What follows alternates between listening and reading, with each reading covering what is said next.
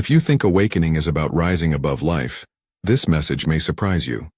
That recognition, the quiet, stubborn whisper that you're changing, is the opening note of what I want to name plainly. Awakening isn't ascension, it's integration. You are not being invited to float away. You are being asked to come fully home to the life you already have, in a body that is learning a new language. Here's the promise for this time together. I will walk you through 8 unmistakable signs that what's happening in you is integration, not a ticket out. I'll show you why these signs are evidence of embodiment, what they feel like in the body and in relationships, and one small practical step you can take for each. If any of this already lands inside you, type a single word in the comments. Integrating. It helps us find each other. Too often in spiritual circles, ascension is framed like boarding a ship to a different world, a future escape where everything becomes lighter and easier. That image is seductive, and it's also misleading for most of us. Integration is different. Integration is a messy, sacred weaving. It is the slow descent of light into cells, habits, and households. Integration says, you don't leave this life. You transform how you live it.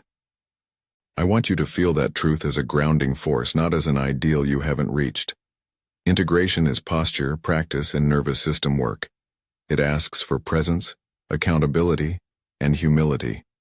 It will not make life painless. It will change how you meet pain. Now let's look at the 8 signs, the living proof that you're not being called outward to some other plane, but inward, to root what has awakened into your bones. Sign 1. Intolerance for falsehood and small talk. The first thing many people notice is a shrinking radius for what feels true. You start to recoil from polite lies, social pretense, and conversations that revolve around gossip or consumer status. Not because you want to be holier than thou, but because your nervous system reads falseness as dissonance. I remember a family dinner where everything should have been fine, casseroles, laughter, the same plates we'd always used, and I felt a tightening behind my sternum every time someone praised a version of reality that didn't match my experience. I almost left the table because it felt dishonest to keep smiling. Micro-action. Practice one gracious, honest boundary this week. It could be as small as changing the subject when a conversation gets mean-spirited, or saying, I don't have the energy for this topic right now. You don't owe anyone false agreement. Sign 2. Emotional space. More pause between trigger and response. You begin to notice an increase in the gap between stimulus and reaction, where once you snapped back, you now breathe, feel, and choose. That space is not moral superiority. It is nervous system recalibration. It means you're learning to be the one who holds your state instead of being held by it. I used to apologize quickly for taking up too much air, for speaking up, for feeling too much. Lately, in arguments that would have blown up before, I feel the body's first reflex and then a deliberate softening. I name the sensation. I wait. I speak from clarity rather than reactivity. Micro-action. When you feel triggered, try a 5 count in your body before answering. Name one physical sensation, heat in your chest, tightness in your jaw, and breathe into it. This simple pause retrains the reflex. Sign 3. Synchronicity accelerates. Small coincidences stop being small. You start seeing repeated numbers, overhearing the same phrase in different places, receiving exactly the help you need just when you need it. These aren't magic guarantees. They're feedback that your attention and intention are aligning with the field around you. One morning I woke at 4:20 with a clear idea about a difficult conversation I needed to have. On my walk, I passed 3 strangers who used the exact phrase I'd been rehearsing in my head. Later that week, a friend called out of the blue with a connection that made the conversation 100 times easier. These moments teach trust. Micro-action. Keep a tiny synchronicity journal for a week. Note each coincidence and one feeling that accompanied it. Over time, you'll see patterns that confirm you're in conversation with life, not shouting into it. Sign 4. Time becomes fluid. The linear clock loses its monopoly. Days stretch and compress. You remember events not by strict chronology, but by felt clusters. You may predict a thought or dream before it happens, or you'll sense an outcome hours or days ahead. This non-linear sense of time is not about avoiding the present. It's about broadening the canvas on which your life paints. I had a week that felt elastic. Projects that should have taken days resolved in hours. Other tasks expanded to fill the space I gave them. It was unnerving and liberating. The trick is learning to act from a calm center rather than from a rush to catch up with some imagined timeline. Micro-action. When you notice time stretching or collapsing, anchor into ritual. A morning cup of water, a 5-minute walk, a single centering breath before your first meeting will help you move intentionally through the fluidity. Sign 5. Somatic sensitivity and recalibration. Your body starts to speak a different language. You feel tingles, warmth, cold, or pulsing in places you didn't before. Food tastes different. Sleep cycles shift. Your nervous system is renegotiating its baseline. This can feel like progress, or like a meltdown. Both can be true. I began waking at 3 a.m. for months. At first I assumed it was anxiety. Over time I learned these nights were a recalibration. Dreams were fuller, my hands tingled at the edge of sleep, and a gentle pressure under my ribs signaled something shifting. Some nights required rest, others required somatic movement. A slow yoga sequence, shaking out tissues, or simply being still and listening. Micro-action. Start with simple somatic hygiene. Hydrate well, move in a way that feels replenishing for 10 minutes daily, and track sleep patterns without judgment. If sensations become overwhelming or persist, see a healthcare professional. Sign 6. You stop defending yourself constantly. A quieter strength replaces the old habit of over-explaining. You no longer compulsively justify your experiences, beliefs, or choices to people who aren't receptive. Non-defensiveness is not withdrawal, it is sovereignty. I used to meet doubt with explanation. Now I notice where my energy is required and where it is not. When someone insists on invalidating my experience, I can choose not to take the bait. That's boundary and presence in one. Micro-action. Practice one small refusal to over-explain. When someone challenges your choice, try saying, "I appreciate your view. This is what works for me," and let it rest. Sign 7. Dreams become active guidance. Dreams begin to feel instructive instead of random. Symbols arrive with urgency. Images carry practical advice or emotional release.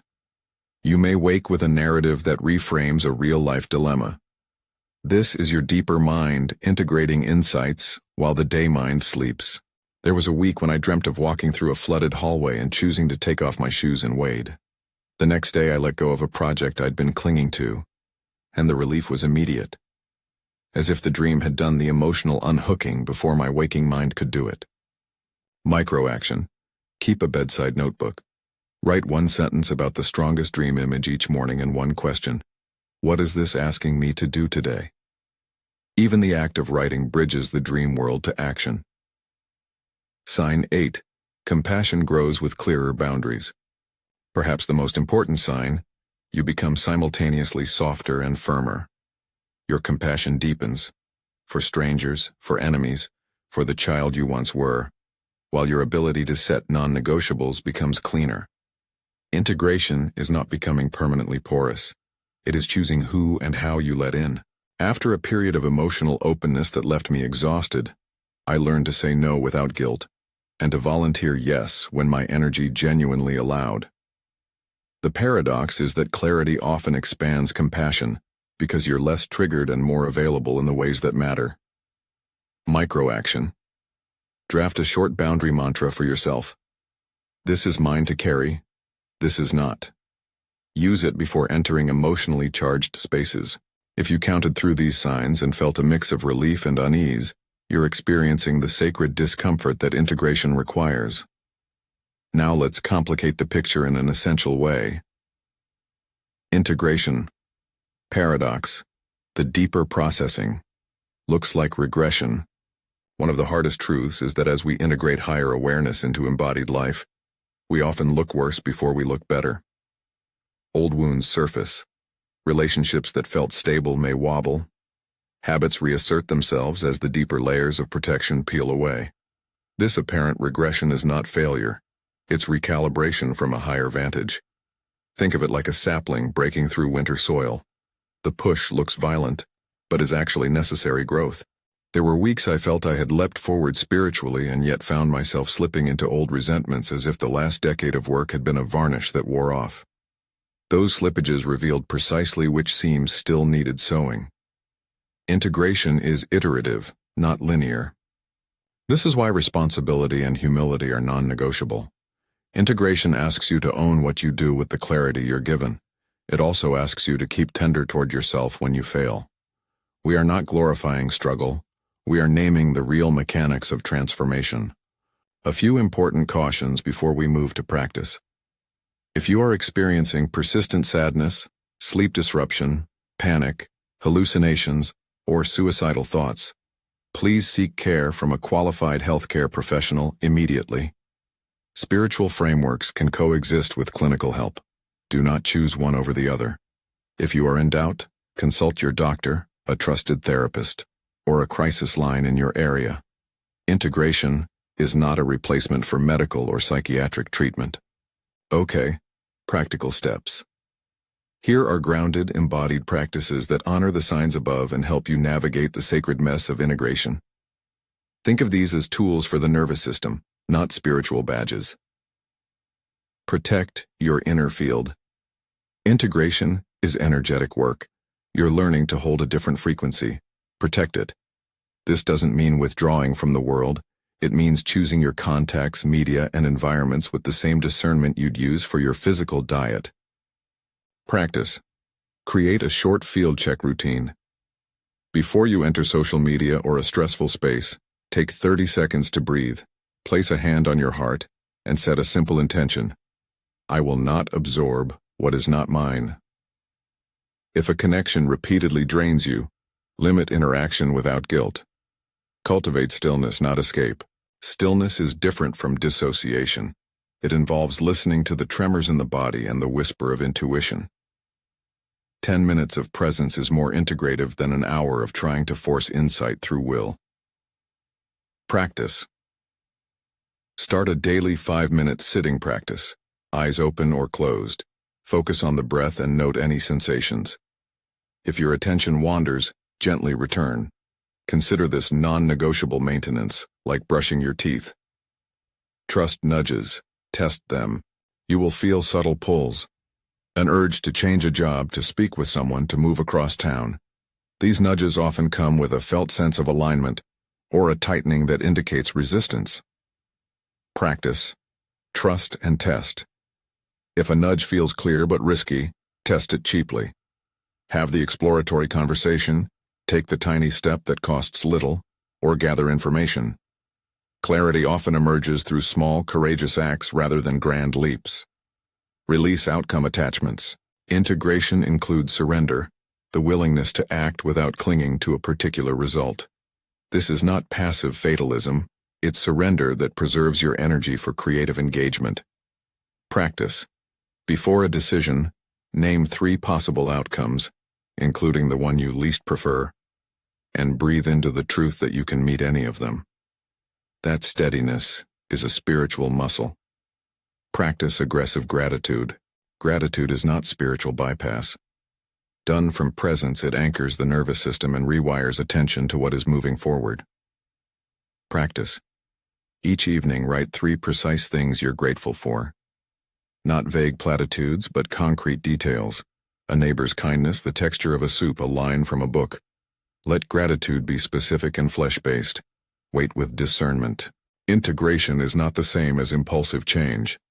There are seasons for courageous acts and seasons for careful tending. The feeling of everything must change now is not always guidance. Sometimes it's a panic response to discomfort. Practice. When a sweeping change feels urgent, give yourself a 48 to 72-hour window to journal and consult trusted counsel. See if the clarity persists after that breathing space. Be honest with the divine or your inner witness. This is not doctrinal. It's a practice of aligning speech with felt reality. Name fear, anger, desire, and longing out loud, to God, to a journal, or to a trusted friend. and then listen for the quiet correction. Practice. Try a nightly practice of saying one honest sentence to the divine or your inner witness, and then listening for one sentence in return.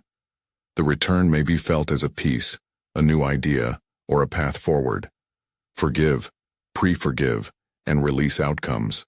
Forgiveness here is practical, not pietistic. It's the work of unhooking your emotional system from narratives that keep you stuck. Pre-forgiveness is a tool. You forgive in expectation of your own future liberation, not to condone harm. Practice. Identify one old grievance that still charges your nervous system. Write it down, and then write a short pre-forgiveness statement. I choose to let this go because I choose my peace. Keep it simple and practical. Somatic care, the foundation.